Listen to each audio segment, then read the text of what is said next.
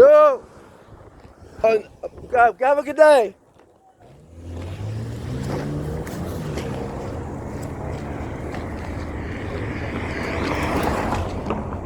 Ooh. And you know when something is usually so complex, there's some ulterior motive. You know what I'm saying? Oh, yeah. When something is so complex that it's like hard to understand, or everybody's trying to figure it out at the same time, it's usually some ulterior motive. It's usually some bull. Just like you ever realize when people that do extreme violence in those countries, like those Islamic countries, how they rewrite the Quran and make up their own stories and make it so complex and weird to the point where everybody's dying and it's so complex, people are suffering.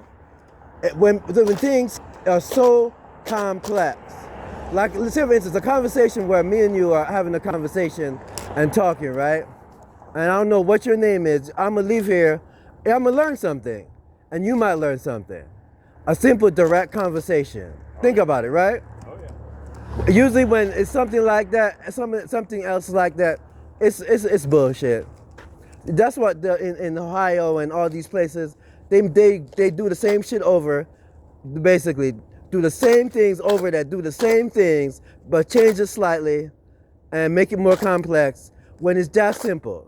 It's usually so simple and nobody else can figure it out. But really, all they all have to do is ask people what they want. All they have to do is have a conversation with someone and talk to them like I'm talking to you. Right? Just like you want water protected boots, right? To keep your feet from messing up so you don't mess your feet up. And you want basically the right protective gear and a nice car that gets you from A to B. Well, it ain't a nice car. My truck's in the shop. That's all I got to drive. But you know what I'm saying? It's simple. Sometimes it's so simple. You know, years ago, I heard rumors of some people asking they wanted to do something for me. If they wanted to do something for me, all they had to do was pay for me to go to college. If they didn't want to do anything else, they should have just left me alone. Think about it. Sometimes you'll be amazed. The person that is the most humblest, probably living in a group house, might be the millionaire. Or the person that you see walking every day and not driving, or driving a ratty car, might be the millionaire. What's the point of going that way to college if you're driving a Rolls Royce? You know what I'm saying? You don't need parking. Sometimes it's the simplest thing. What do you want? Pay for me to go to college, or just do me a favor later. I don't need $3 million. I don't need $4 million. Just pay for me to go to college. And if you can't do it, College now? huh? Are you going to college now? No, I'm not going to college because for some reason people felt that I shouldn't. You know what I'm saying? I was working at a group house, and the same lady that was working, I was taking care of daughter at the group house, had the audacity to think I couldn't go to college. When she saw that portfolio things coming to my house, like companies that I owned, like I invested in, basically, I owned, but while I was paying the light bill at the group house, because I had to jumpstart the group house because my father was sick.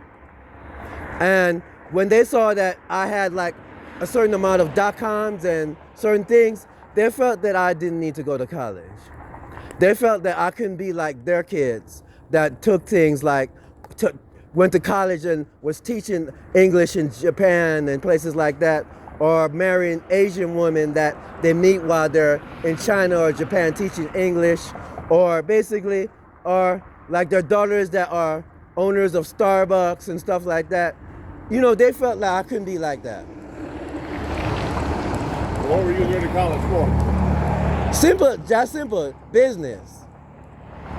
And I learned that I took 6 months to prepare to learn it before getting to college. Business and economics, because I wanted to be the Prime Minister of Jamaica.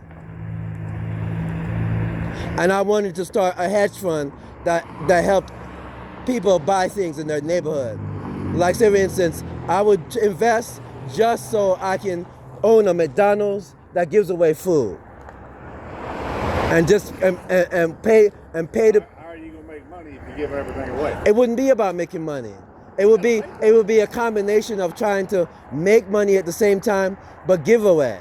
I thought that I would be inventing something new, like what I was reading about in the Fortune and Bloomberg, where some people were starting companies that would give away millions to their workers, or a percentage of earnings to their workers. I thought that was my dream, to start a fund that did that owned companies like that did construction, that would give people like $200,000 a year and bonuses, well, for just being a part of the company. And I wouldn't worry about earnings, but I would be an investor that would be so good that they will fear me. I would take over companies just for my workers and the people in my community, basically, where I would just to give away food and be supportive. And I had it all. Everybody knew that, because I was reading things and I was writing things about it. Isn't that sad? They felt I couldn't do that. Isn't that weird how life goes? And I couldn't go to college while I had the money to do it. Have a good day, guys. Bless it.